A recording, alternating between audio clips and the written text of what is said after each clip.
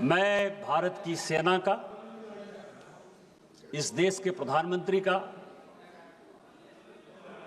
धन्यवाद देना चाहता हूं कि जिन्होंने पहलगांव की घटना के बाद अभी से शुरू हुआ ऑपरेशन सिंदूर करके पाकिस्तान को मुंहतोड़ जवाब दिया। मैं उन लोगों को भी श्रद्धांजलि अर्पित करना चाहता हूं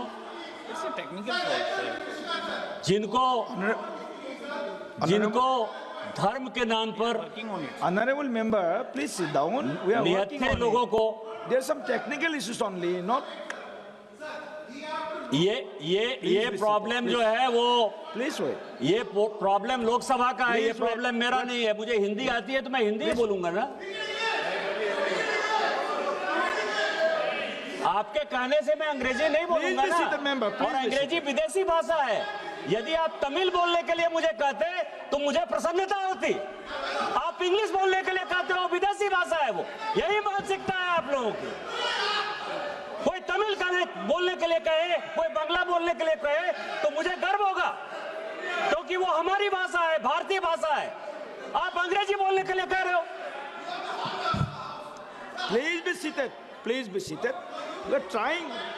Work is going on. Please be seated. Some patience should be there. Na? My honorable member, you are senior member of the house. Okay. No. You please be seated. Please be seated.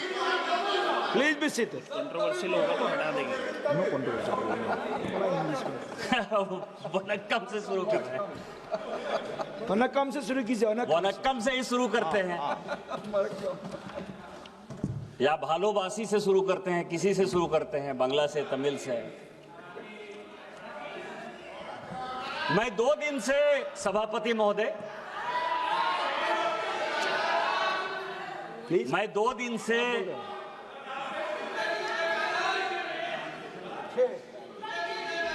अरे मैं तो वही बोल रहा हूँ, थोड़ा सा patience please. Some technical issues is there, so working on it. Please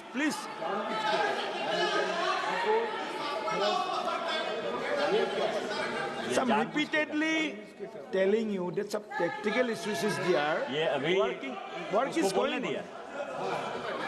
Just a minute. आप ये देखें sir, chairman sir, Please be seated. Chairman sir, अभी 30 मिनट तक, इस 30 मिनट तक बंगाली में भाषण होता रहा। किसी भी तमिलनाडु के सांसद ने इतना चिल्लाकर बात नहीं किया। उनको हिंदी से क्या प्रॉब्लम है सर? हमको तमिल से प्रॉब्लम नहीं। तमिल महान भाषा है, हम तमिल का रिगार्ड करते हैं, आदर करते हैं, सम्मान करते हैं। उनको हिंदी से क्या प्रॉब्लम है सर? और यही कांग्रेस की मानसिकता है, यही कांग्रेस के सभी सहयोगी पार्टियों की मानसिकता है। तमिल में उनको नॉर्थ इंडियन से प्रॉब्लम है सर। हिंदी बोलना इस देश में गुनाह हो गया सर। और एक दिन ऐसा होगा कि पूरा का पूरा देश जो है वो इंग्लैंड हो जाएगा, अंग्रेजों के गुलाम हो जाएंगे सर।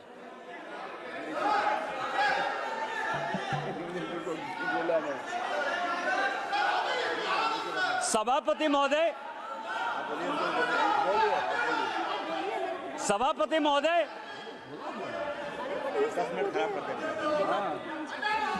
मेरा समय बर्बाद हो रहा है सर, मेरा समय बर्बाद हो रहा है और वो समय इंक्लूड होगा इसमें सर। पूरा समय दे देना सर, पूरा समय दे देना।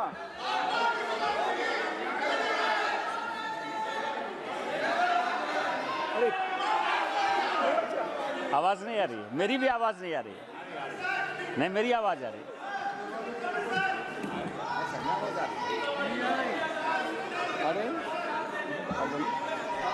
तमिल और सुना ट्रांसलेट। क्या इनको तमिल का ट्रांसलेशन सुनाइए? आ रही है आवाज? आ रही है आवाज? आ गई। सुनिए। Please be seated. अभी आ रहे हैं। आ गई। Please be seated. आवाज आ गई ना? आप सुन रहे हैं? ट्रांसलेशन पूरा कंप्लीट है। तमिल चलिए ठीक है। Maharaj ji, Tamil started. You can hear Tamil started. English is also coming. Please try to hear in Tamil. Tamil is the oldest language. Tamil is a pride of India. Tamil is the oldest language of India. Please listen. Tamil, please listen. Tamil. Abuli. सभापति महोदय, Please be seated. Please be seated. सभापति महोदय, अभी कांग्रेस की महासचिव और सांसद प्रियंका जी काफी कुछ बोलकर गई और उन्होंने कहा कि इतिहास से कोई मतलब नहीं है, वर्तमान में जी। जो व्यक्ति, जो देश, जो समाज इतिहास को भूलता है वो अपने आप को मिट्टी में मिला लेता है। इतिहास से सीखना चाहिए, वर्तमान में जीना चाहिए। और इस पार्लियामेंट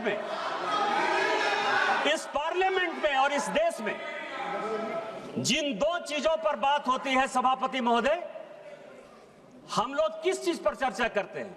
हम लोग या तो कश्मीर पर चर्चा करते हैं या चीन पर चर्चा करते हैं। इन्हीं दो चीजों पर चर्चा करते हैं। और प्रियंका गांधी और राहुल गांधी जी को लगता है कि नेहरू जी पर उनका एक स्टाम्प है। नेहरू जी आपके नाना हो सकते हैं, दादा हो सकते हैं, इस देश के वो पहले प्रधानमंत्री थे और उनके किए हुए कारनामे पर प्रश्न उठाने का मुझे पूरा अधिकार है। आपकी कोई गारंटी नहीं है, आपकी कोई यूएसपी नहीं है, वो इस देश के प्रधानमंत्री हैं। और यदि लम्हों ने खता की, सदियों ने सजा पाई, तो हम जो सजा पा रहे हैं उसके बारे में प्रश्न उठाने का मुझे पूरा अधिकार है। एक किताब है सर जो नेहरू जी ने खुद लिखी और इस समाज को, इस देश को जानने का अधिकार है। उन्होंने लिखा, उनकी किताब है glimpses of world history. Chair पे आना है 4 बजे। और वही कांग्रेस की मानसिकता और विपक्षी पार्टियों की मानसिकता वहीं से निकलती है। ग्लिम्सेस ऑफ वर्ल्ड हिस्ट्री में सभापति महोदय, नेहरू जी ने लिखा कि मोहम्मद गजनी जिसको गजनी और गोरी जिसको कि हम लुटेरा मानते हैं, जो आज का टेररिस्ट जिसको कहते हैं, वो उस जमाने का टेररिस्ट हुआ करता था, उसको वो कहते हैं कि वो वॉरियर था। उसको वो कहते हैं कि वो केवल अपने अंपायर को एक्सपेंड करने के लिए आया था और उसने हिंदुओं पर कोई जुल्म नहीं किया। ये ग्लिम्सेस ऑफ वर्ल्ड हिस्ट्री में खुद मिस्टर नेहरू लिखते हैं। और यही आज की मानसिकता है। और दूसरी मानसिकता जिसमें कि नेहरू जी के किए हुए कामों पर ये परिवार क्वेश्चन उठाता है। मैं आपको बताऊं कि पाकिस्तान, जिसको कि माननीय गृह मंत्री जी ने बोला, मैं उसको आगे बढ़ाना चाहता हूं कि आखिर पाकिस्तान क्यों बना। और ये मैं सभी को बताना चाहता हूं कि पाकिस्तान क्यों बना। पाकिस्तान दो लोगों ने बनवाया, एक का नाम था मिस्टर जिन्ना, दूसरा का नाम था लियाकत अली। जब 1946 में, जब 1946 में लियाकत अली इस देश का कट्टर नागरिक होना चाहता था। लियाकत अली वेस्टर्न उत्तर प्रदेश का था और वो यहीं बैठकर राजनीति करना चाहता था। 1946 में जब संविधान सरकार बनी, मिस्टर नेहरू ने और लियाकत ने अपनी आत्मकथा में लिखा है कि नेहरू ने अपनी बहन विजय लक्ष्मी पंडित को 1946 में जब मॉस्को का राजदूत बनाया, उस चीज से लियाकत इतना दुखी हुआ, परिवारवाद से इतना दुखी हुआ कि उसने उसी दिन डिसाइड कर लिया कि जिस दिन भारत का पार्टीशन होगा मैं पाकिस्तान चला जाऊंगा, और पाकिस्तान और हिंदुस्तान का बंटवारा हो गया। वही परिवारवाद आज कांग्रेस को यहां तक ले आई है सर, इस देश को यहां तक ले आई है। अब मैं आपको बता रहा हूं कि हम लोग कश्मीर पर बात करते हैं, 370 पर बात करते हैं। प्लीज बैठिए, प्लीज बैठिए, प्लीज बी सीटेड, प्लीज माननीय सदस्य बैठिए। मैं डोंट प्लीज सुनिए इनको। सर ये कांग्रेसियों की आदत है, ये मुझे बोलने नहीं देते। ज्यादा सुनना पड़ेगा फिर। मैं आपको बताऊं सर, अभी पूरा डेलीगेशन, हम लोग 7 डेलीगेशन गए, संजोग से मैं भी उस डेलीगेशन का पार्ट रहा। हमने ये कहा सभापति महोदय कि 370 जो है वो विशेष तौर पर ऐसी परिस्थिति में लगाया गया जिसके लिए वो हकदार नहीं था। इसकी कहानी समझिए सर कि आखिर 370 क्यों लगा और ये कश्मीर का प्रॉब्लम क्यों है जिसके कारण कि पूरे देश में लड़ाई है। जब 1942 में भारत छोड़ो आंदोलन हुआ, पूरे देश की जनता भारत छोड़ो आंदोलन कर रही थी। हम अंग्रेजों भारत छोड़ो का आंदोलन कर रहे थे। कश्मीर एक ऐसा जगह था सभापति महोदय कि वहां शेख अब्दुल्ला साहब राजा कश्मीर छोड़ो का आंदोलन चला रहा था। ये ऐसा यदि करेंगे सर तो कभी भी कांग्रेस वाले नहीं बोल पाएंगे। ये जो रनिंग कमेंट्री है ना सर, ये जो वर्षा गायकवाड़ है, अब आप समझिए कि इसको इतना भी नहीं पता है कि लॉबी में कोई चलता है तो हंसी मजाक होता है, न्यूज बनाती है, इतना भी नहीं पता है। आप ये समझे सभापति महोदय, मैं आना चाहता हूं विषय पर कि जब शेख अब्दुल्ला का राजा भारत छोड़ो आंदोलन चल रहा था तो जिन्ना बहुत तेज थे।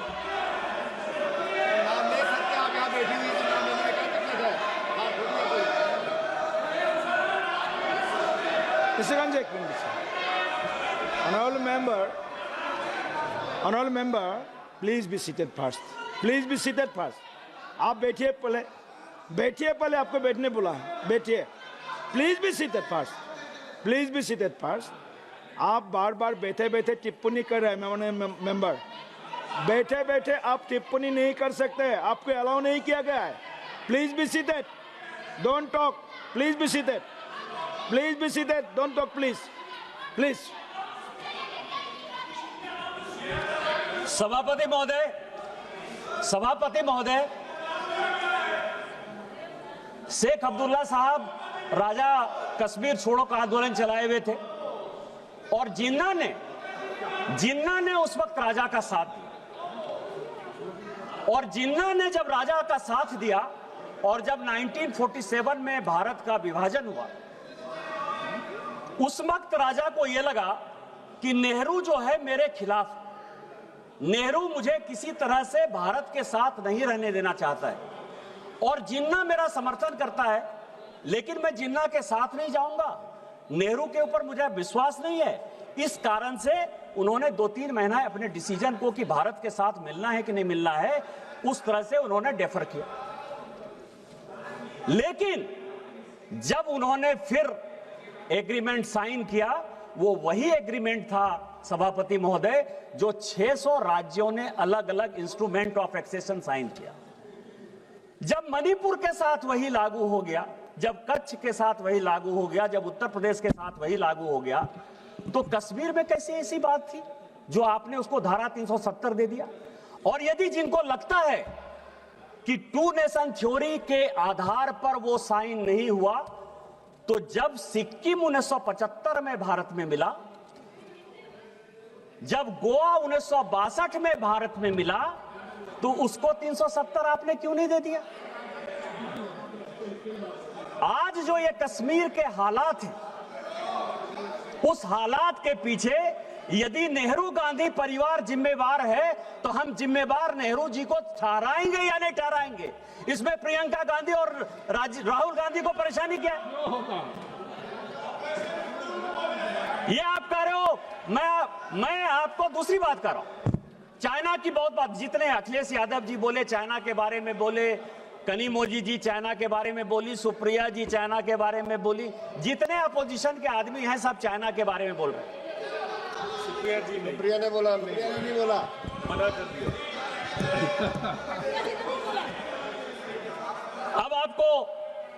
अब आपको मैं बताऊं सर, इस देश में क्या क्या हुआ सभापति महोदय। 1985 का एक CIA का डॉक्यूमेंट हमने रिलीज किया, खुद ही ट्वीट किया, और उसने ये कहा कि कांग्रेस पार्टी के 40% सांसद सोवियत रूस के लिए मुखबिरी करते थे, उनसे पैसा लेते थे, उनसे पैसा लेकर चुनाव लड़ते थे। आज तक कांग्रेस के किसी आदमी ने उसके ऊपर डिफेमेशन नहीं किया। कोई खंडन नहीं। 1962 के युद्ध के पहले 1961 में बेलग्रेड सम्मेलन हुआ। मैं आपको बता रहा हूं कि आप लोगों ने कहा कि पड़ोसी देश ने क्या किया।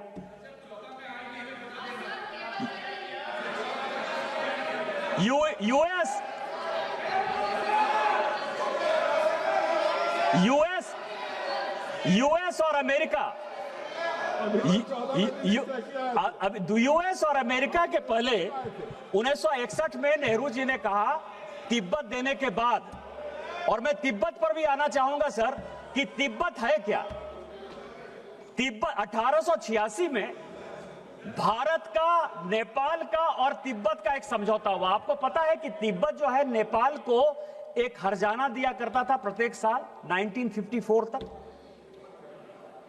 वो कभी भी चाइना का पार्ट नहीं था, नेपाल का हिस्सा हुआ करता था तिब्बत। और इसी नेहरू की गलती के कारण तिब्बत चला गया। आज चाइना हमारे माथे पर खड़ा है।